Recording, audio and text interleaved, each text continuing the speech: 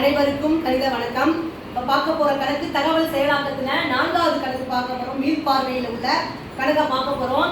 A இலிருந்து E க்கு B, C மற்றும் D வழியாக செல்வதற்கு ஆகும் மொத்த நேரத்தை காண்க அப்படின்னு சொல்லி கொடுத்துருக்காங்க. A இலிருந்து E க்கு A இங்க இருக்கு. A இலிருந்து எங்க போனோம்?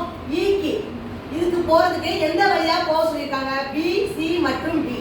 அப்ப வழித்தடம் A இலிருந்து எங்க போகுது? B, அப்புறம் C, அப்புறம் D வழியாக எங்க போகுது? E க்கு போடும்.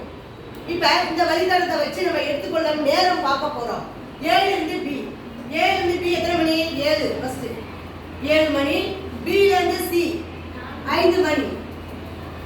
A இலிருந்து B 7 மணி. B இலிருந்து C எவ்வளவு இருக்கு? 5 மணி. அப்புறம் C இலிருந்து D, C இலிருந்து D எத்தனை? 3 மணி. A இலிருந்து E க்கு போறதுக்கு வழித்தடம் கொடுத்துருக்காங்க. அது வழியாக செல்லும் மணி நேரத்தை எடுத்து கூட்டி போட போறோம்.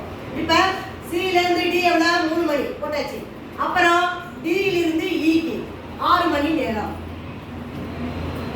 இது மணி நேரம். இத கூட்டி போறதா இந்த கணக்குடைய விடை.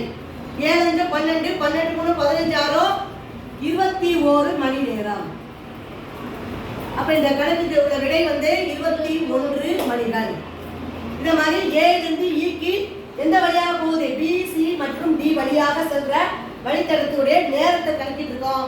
வரக்கூடிய வேலை இது விடை என்ன அப்படின்னா 21 மணி நேரம். புரிச்சுக்கலாம் எல்லாருக்கும்?